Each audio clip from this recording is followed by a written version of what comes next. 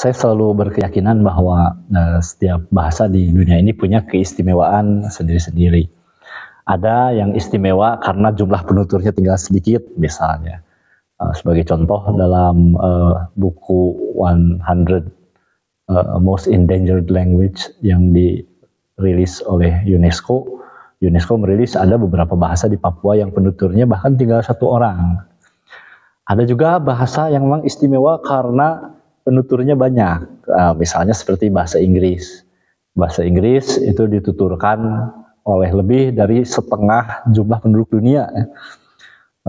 Kemudian bahasa Prancis juga penuturnya sangat banyak, sampai-sampai Prancis membuat organisasi yang namanya Francophone, isinya negara-negara yang menjadikan bahasa Prancis sebagai bahasa resmi.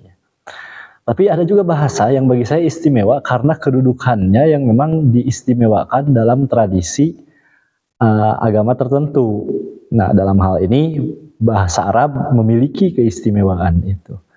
Bahasa Arab adalah bahasa yang juga jadi bahasa liturgi umat Islam sedunia.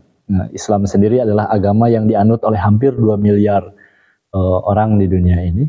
Dan kemudian bahasa Arab penuturnya juga banyak. Sekurang-kurangnya menurut data UNESCO tahun 2022, ada 360 juta orang penutur asli bahasa Arab.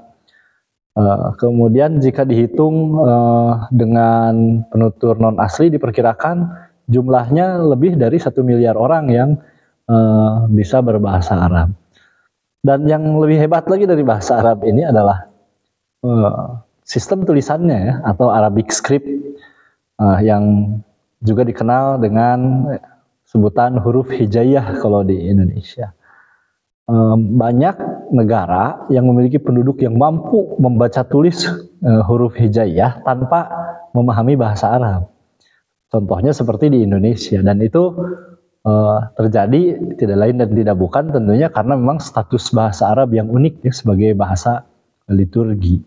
Umat Islam itu meyakini bahwa membaca Al-Quran itu akan mendapatkan pahala. Maka kebanyakan Muslim walaupun tidak bisa berbahasa Arab, mayoritas bisa membaca huruf Arab ya, dengan berbagai kemampuan bacaan yang macam-macam kan tentunya.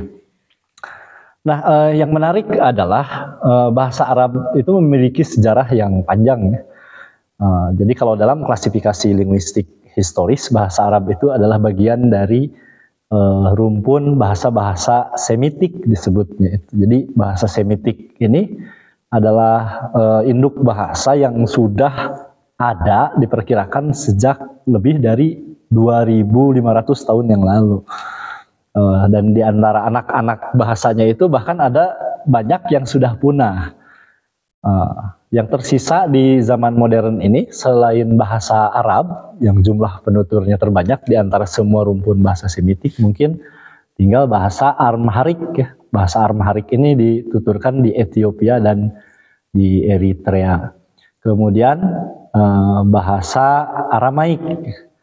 Nah, bahasa Aramaik ini dewasa ini tidak dituturkan dalam percakapan sehari-hari, tapi masih menjadi bahasa liturgi untuk kelompok Kanisah Ortodoks Syria ya, kalau saya tidak salah, ya. Gereja Ortodoks Syria, juga gereja Maronit kalau saya tidak salah. Jadi gereja Ortodoks Syria itu gereja Ritus Timur yang ada di Syria, kalau Maronit itu di Libanon. Ini agak-agak mirip dengan gereja Koptik yang di Mesir gitu. Dan ya mereka menggunakan bahasa Aramaik, dan itu juga menarik ya karena bahasa Aramaik itu diyakini sebagai bahasa yang dituturkan oleh Yesus Kristus ketika mengajar di tanah perjanjian ya, di Yudea dan sekitarnya ketika awal-awal perhitungan tahun Masehi.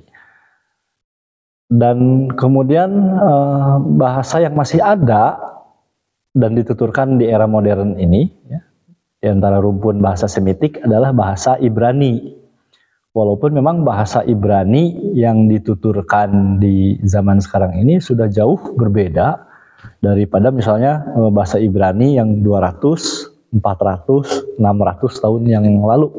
Jadi orang Yahudi memang memiliki dinamika sejarah yang panjang, sehingga ya bahasanya pun turut bergerak secara dinamis atau berubah secara dinamis. Tapi sekurang-kurangnya kalau kita memperhatikan bahasa Arab dan bahasa Yahudi modern yang dituturkan saat ini, kita masih bisa melihat beberapa kesamaan pada bunyi kata misalnya.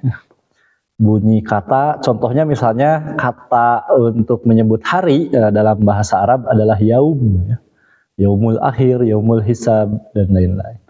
Dan dalam bahasa Ibrani, kata untuk menyebut hari itu agak mirip ya, sangat mirip dengan kata yaum dalam bahasa Arab, yaitu yom. Biasanya kalau dalam tulisan yang sudah dilatinisasi itu ditulisnya YOM. Contohnya misalnya mereka punya hari raya namanya Yom Kippur. Ya Yom Kippur itu kalau tidak salah hari untuk memperingati Exodus, keluarnya Musa dari Mesir gitu kalau saya tidak salah. Oke. Kemudian misalnya ada kata lail ya. Lail itu malam dalam bahasa Arab dan bunyinya sama ya dalam bahasa Ibrani juga lail. Jadi banyak kemiripan dalam kosakata. Kemudian ada banyak kemiripan konsep ya, terutama antara aksara Arab dan aksara Ibrani. Kalau bentuk mungkin jauh ya, tapi secara konsep banyak sekali miripnya. Misalnya yang pertama aksara Arab dan aksara Ibrani sama-sama ditulis dari kanan ke kiri.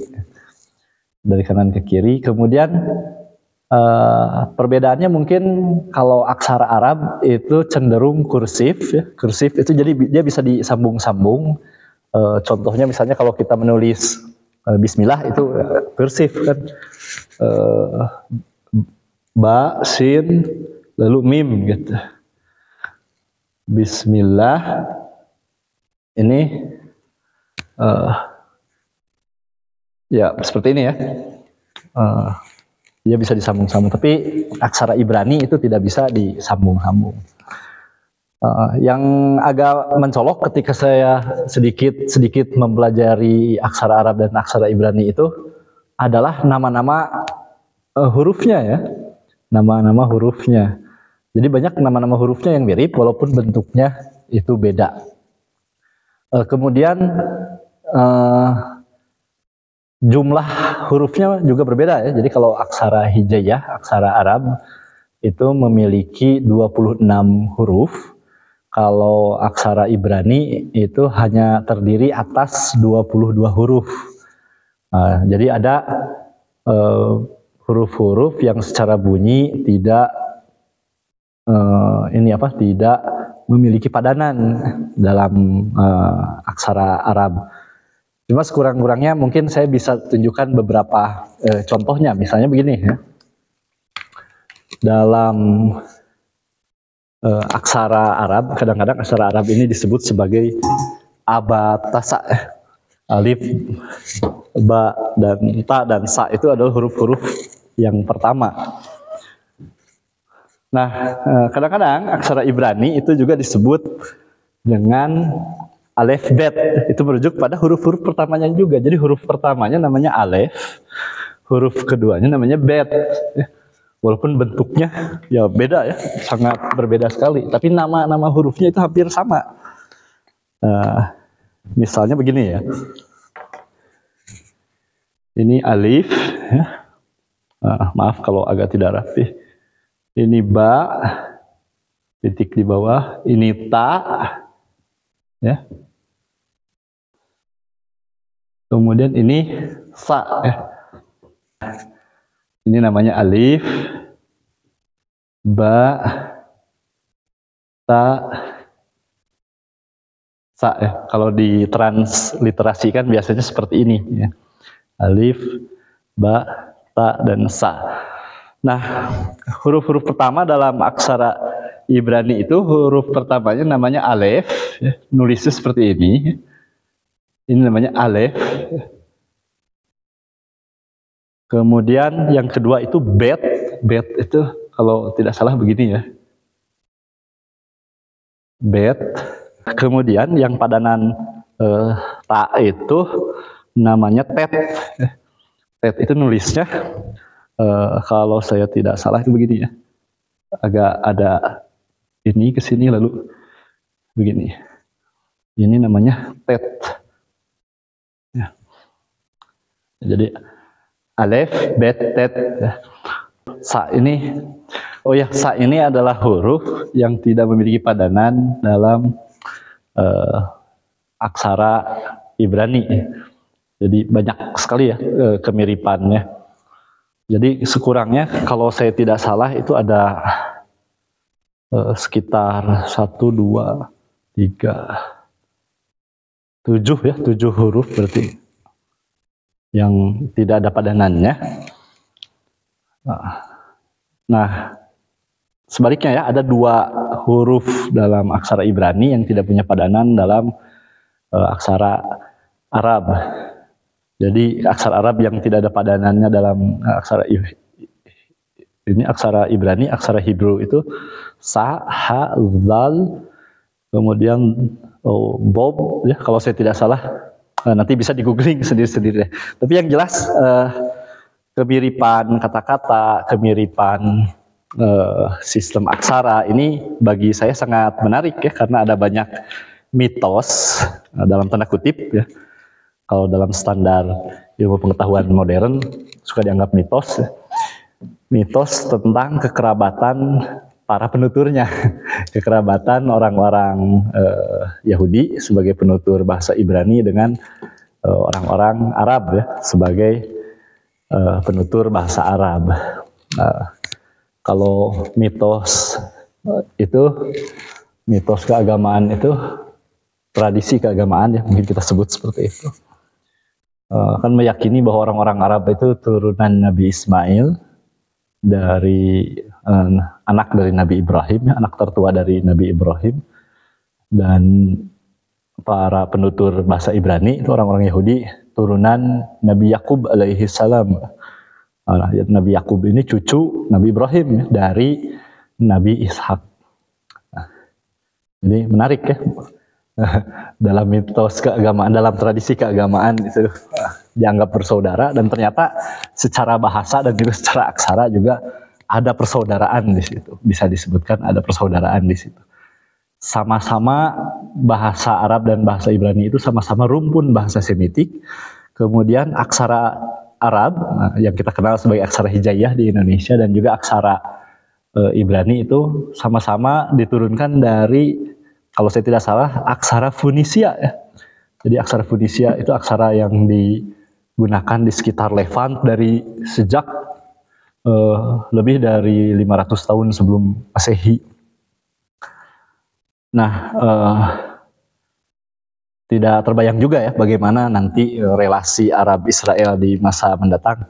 Ada kesamaan dan tentu saja ada perbedaan di antara bahasanya dan juga sistem aksaranya. Apakah perkembangannya itu jadi konvergen atau jadi divergen, jadi lebih jauh lagi atau jadi lebih dekat lagi ya. Kita tidak tahu, dan ya itulah uniknya bahasa. Dia senantiasa dinamis, mengalami dinamika dan berubah setiap waktu.